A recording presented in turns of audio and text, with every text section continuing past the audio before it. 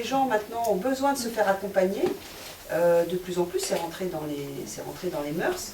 Et puis maintenant, l'échange de travail, vous êtes bien placé pour le savoir, on évolue et donc on a besoin, à un moment donné, de se faire accompagner. La formation d'Isabelle Métayer, elle m'a permis de me reconvertir professionnellement dans un champ qui était celui de l'accompagnement aujourd'hui. J'ai mis en place une pratique professionnelle inspirée bien sûr de cette formation. C'est vraiment une formation dont on profite pour soi et puis après pour les autres pendant très longtemps. Et j'ai la chance maintenant de travailler sur un site sur lequel j'accompagne en individuel puis aussi en collectif des cadres en recherche d'emploi. Parce que la voix, c'est votre porte-parole, c'est votre ambassadrice. Et finalement, la voix, elle prend l'attitude de votre état d'esprit, entre guillemets.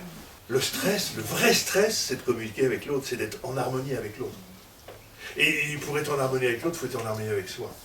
Cette formation m'a apporté beaucoup. Ça me donne une vue complète de ce que la personne a besoin. C'est un petit peu comme si je voyais les parties qui seraient vraiment utiles pour la personne dans son cheminement professionnel. L'objectif de cette formation, c'était d'accompagner les jeunes dans le cadre de l'orientation professionnelle et de voir comment on pouvait les guider, leur donner un sens à l'orientation. Et à partir de ce stage-là, en fait, ça a été une renaissance pour moi pour travailler sur les relations et comment communiquer avec ses émotions. Ce que font nos clients quand ils viennent nous voir, ils nous racontent « je ne sais pas prendre de décision ».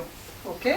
Racontez-moi, ben voilà, j'étais dans une réunion, il a fallu que je tranche, j'ai pas réussi à trancher, il fallait que je vire quelqu'un, j'y suis pas arrivée. Il fait un casting de toutes ses expériences et il en fait une histoire qu'il a appelée « je ne sais pas prendre de décision ». En pratique narrative, l'histoire que la personne se raconte et qui prend beaucoup de place au moment où elle vient nous voir, on l'appelle l'histoire dominante. La formation, moi, elle m'a permis d'avoir des outils sur l'approche, sur la posture que je dois avoir, sur comment justement je vais m'adapter à chacune de ces situations, à chaque personne, tout en faisant finalement que c'est la personne en face de moi qui est acteur de son projet. Vous allez avoir une pensée et également des émotions.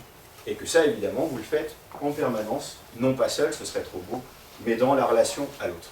J'adore le génogramme d'Isabelle Métayer, je suis un grand fan. Ça fait sortir mes clients de leur cadre de référence. Très généralement, ils n'ont pas pensé qu'on pourrait les accompagner en utilisant un arbre généalogique. L'idée du coaching et de l'accompagnement, c'est vraiment d'optimiser tout ce qui est déjà dans la personne, en la personne qu'on est en train d'accompagner. Donc la qualité du coach, c'est de savoir repérer tout ça. En tout cas, moi, c'est ce que j'essaye de faire. Je crois beaucoup au réseau, à la convivialité, à l'échange authentique entre les gens. C'est ça que j'aime dans ma vie. Pour moi, ça n'a aucun sens d'accompagner les gens juste sur leurs compétences, parce qu'un vrai accompagnement prend en compte aussi cette histoire personnelle avec les spécificités de l'histoire familiale. L'accompagnement des jeunes, on n'a pas forcément conscience de toute la douleur et la complexité parfois que revêt ce moment de vie.